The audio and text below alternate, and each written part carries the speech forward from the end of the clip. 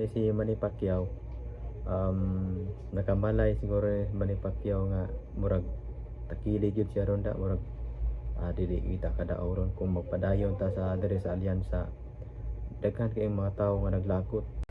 So mayong adlaw kanatong tanan mga par. So karon niya na punta kay ato ning hisgutan ang kainit sa politika sa diri sa Pilipinas mga par, kay grabe gyud kagubot sa atong politika karon.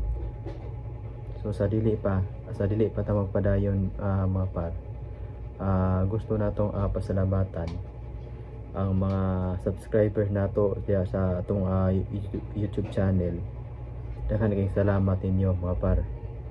So sa katong nagsunod sa akong mga video na wala pa naka-subscribe, para ma-update ka sa atong mga bag-ong video na i-upload, palihog na lang kung subscribe para ma-update ka pirmi sa akong i-upload na mga video mga par.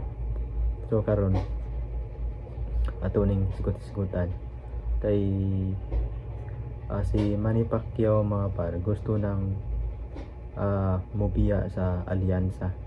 Gani i-endorse niya ang mga senatorial candidate sa PDP Laban mga par.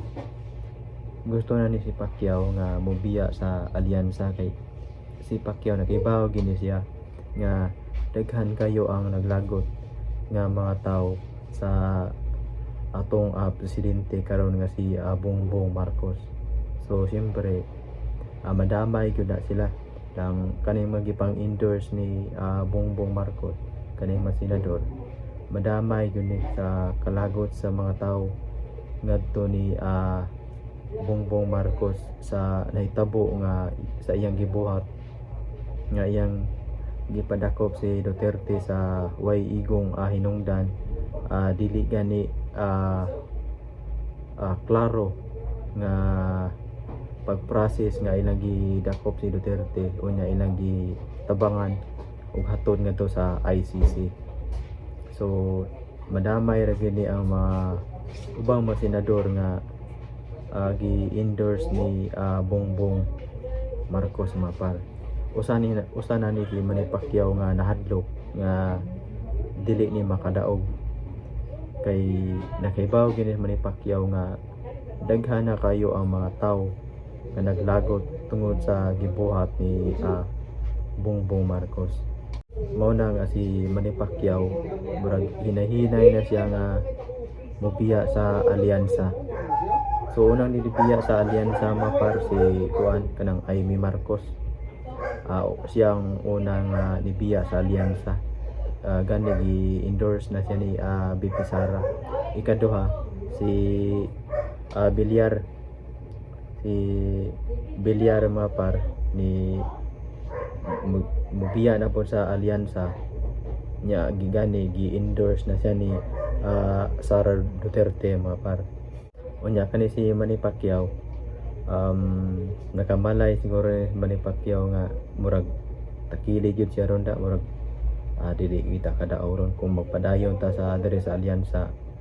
Daghan kay mga tawo nga naglakot sa alyansa kay tungod si Bongbong Marcos ang gali diha. Daghan mao ginay na sa una-una ni Pacquiao. Mao na nga gusto siguro ni Pacquiao nga magkuha na lang siya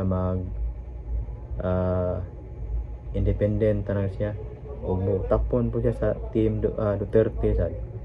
Basi mauwaw ra po ni Manny Pacquiao nga to kay kanang basi mauwaw mahandog sa katawan ba kay dito kagikan sa team alyansa unya karon nga nagtakilid mo gusto na ka nga mobalhin sa amuang team.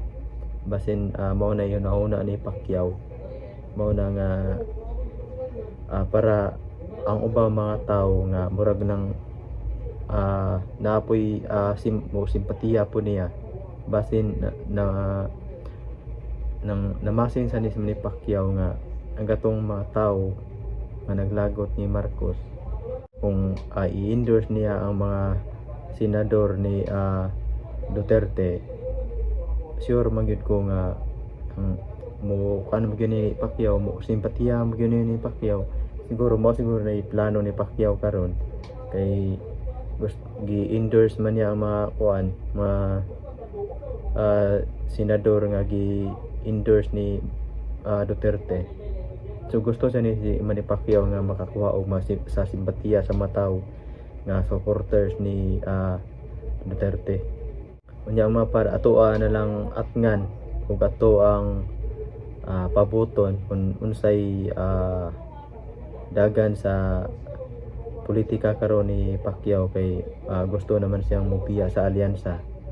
Kung atong bantayan, atong huwaton kung mosaka ba ang iyang rating nga medyo mukalas na siya sa alyansa o gusto na siyang mag independent. So mga par, daghan salamat ninyo sa inyong tan-awa ni nga video. So daghan salamat, then paki-subscribe na lang diha mga par para ma-update ka pirmi sa akong mga video nga i-upload. So mga par, both straight PDP laban.